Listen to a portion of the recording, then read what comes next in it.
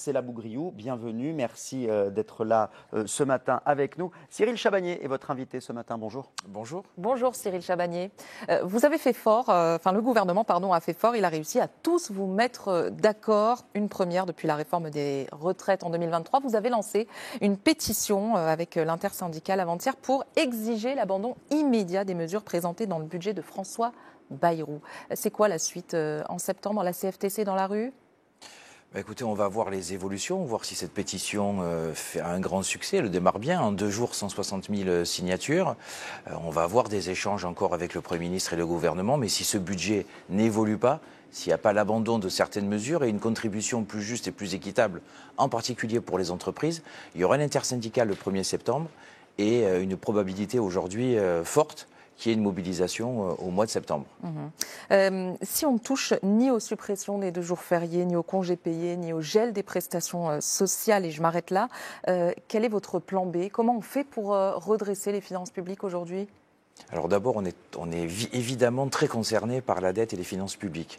Première chose, il faut que ce soit juste et équitable pour que ce soit acceptable. Et aujourd'hui, ce n'est pas juste ni équitable parce qu'on fait payer que les salariés, les retraités, et éventuellement aussi les chômeurs. Donc la première des mesures, c'est les 211 milliards d'aides publiques aux entreprises. Il y a eu un rapport du Sénat la semaine dernière. On sait que sur ces 211 milliards, il y en a à peu près la moitié dont on a du mal à évaluer, à justifier et surtout à connaître l'efficacité. Si simplement sur ces 211 milliards, parce qu'on n'est pas contre les entreprises à la CFTC, mais si 10% de ces aides et sont déclarés inefficaces, c'est déjà 20 milliards, donc la moitié de l'effort. Ensuite, on a toujours dit à la CFTC qu'on peut demander des efforts aux salariés, aux pensionnés, mais à condition que l'État et les entreprises participent aussi, ce qui n'est pas le cas aujourd'hui. Donc s'il y a un effort sur les entreprises et qu'on reste sur les mesures qui ont été données concernant les salariés, vous signez ? Oui, mais avec les 20 milliards pour les entreprises, ça divise par 2 l'effort qu'on demande aux salariés et aux pensionnés. Donc que tout le monde fasse un effort pour résoudre cette problématique de la dette, c'est normal, on ne peut pas laisser cette dette à nos enfants. Mais l'effort, il doit être partagé équitable. Cyril Chabagnier, je vous pose la même question qu'à chacun de mes invités. Vous, quelles concessions êtes-vous prêt à faire ? Vous avez parlé à l'instant de ce que vous réclamiez au gouvernement.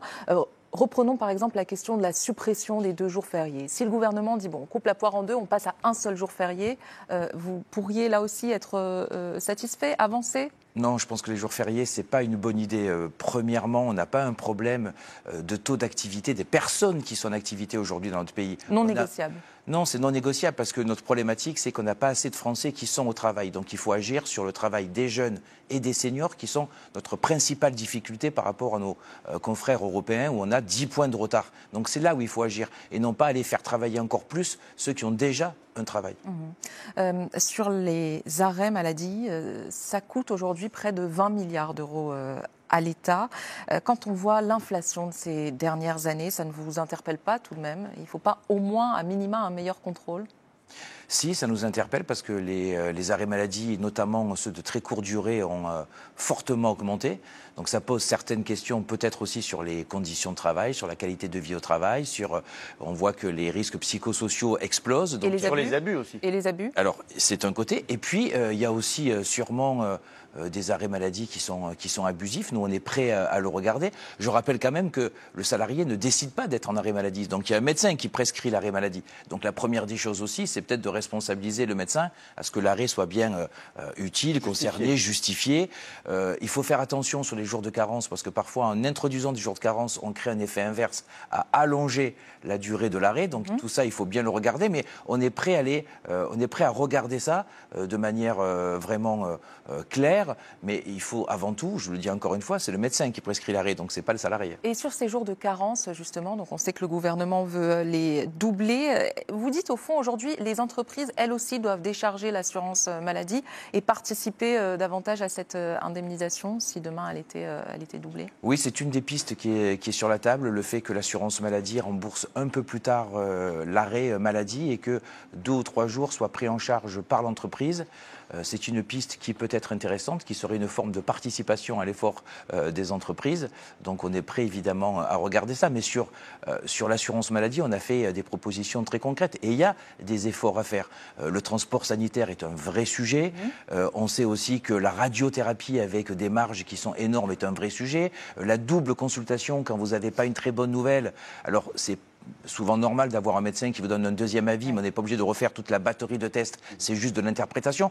Donc il y a des tas de pistes sur lesquelles on est allé pour faire des économies importantes. Donc vous voyez, on est prêt à faire l'effort pour avoir des économies. Avançons encore sur le fond des mesures sur l'assurance chômage notamment, une restriction qui là encore fait partie des pistes. Même avec un passage à 15 mois d'indemnisation, cela restera plus souple que dans d'autres pays européens. Qu'est-ce que vous répondez à ça ? 15 mois, c'est la moyenne européenne, en fait, de la durée d'indemnisation. Le problème de cette réforme de l'assurance chômage, c'est qu'on veut raboter sur tous les sujets. C'est-à-dire qu'on veut durcir le nombre de mois travaillés pour avoir l'entrée au chômage, on veut raccourcir le nombre de mois indemnisés, on veut augmenter la dégressivité à partir d'un certain seuil de pension, enfin d'assurance maladie, chômage, pardon, et on veut aussi demander aux partenaires sociaux de geler la revalorisation de la journée, de l'indemnité journalière. Donc en fait, c'est quadruple peine. Ça fait quand même beaucoup. 2,5 milliards d'économies dès 2026, quasiment le double à horizon 2030. On ne nous a jamais demandé une réforme aussi dure. Et on en est à la 4e réforme ou 5e réforme en 4 ans. Cyril Chabagnier, sur la question de la 5e semaine de congés payés, parfois on se demande aussi s'il n'y a pas un manque de bon sens. En quoi ce serait un problème aujourd'hui si ça reste sur la base du volontariat et si certains ménages y trouvent leur compte pour résoudre des problèmes de pouvoir d'achat ? Mais parce que ça encourage les non-augmentations de salaire. Enfin, on est en train de dire aujourd'hui aux salariés, si vous voulez augmenter votre pouvoir d'achat, vous l'autofinancez en vendant vos congés. Enfin, c'est quand même incroyable en termes de pouvoir d'achat. On a signé il y a encore un an un accord national interprofessionnel sur le partage de la valeur pour dire qu'il fallait que les entreprises, y compris des plus petites, puissent mettre en place des formules d'intéressement, de participation pour essayer de dynamiser les salaires. Et là, aujourd'hui, on nous dit non, c'est vous l'autofinancez. Je vous rappelle que déjà, on peut monétiser ces RTT, ce que certains font. Peut-être que c'est suffisant, quoi. Juste, toute dernière question. Certains députés réfléchissent aujourd'hui à censurer le gouvernement dès la rentrée parlementaire, avant même les discussions. Est-ce qu'un gouvernement qui tombe une nouvelle instabilité politique, c'est pas pire au fond qu'un mauvais budget, pardon ? Choisir entre la peste et le choléra. Donc évidemment que l'instabilité, c'est pas une bonne chose et on ne demande pas ce que le gouvernement tombe. De toute façon, nous, on n'est pas là pour faire de la politique, on est là pour faire des propositions pour améliorer la vie des salariés. Ce qu'on espère, c'est de faire évoluer ce budget, que l'État et que le gouvernement nous entendent et qu'on puisse améliorer certaines choses, que ce soit raisonnable, qu'il y ait un effort qui soit juste, équilibré, que les entreprises mettent la main à la poche. Donc, comme ça. En un mot, Cyril Chabagnier, vous continuerez à discuter avec le gouvernement. On sait que vous êtes peu coutumier de la chaise vide. Évidemment qu'on va continuer à discuter avec le gouvernement. On a une intersyndicale le 1er septembre. D'ici là, on espère que les choses vont évoluer. Avec toujours le même objectif, 44 milliards, c'est ça, d'économie, ce qui va être costaud quand même. Merci Cyril Chabagnier. Merci à vous. Président de la CFTC, d'avoir été avec nous. Merci à Céla Bougriou.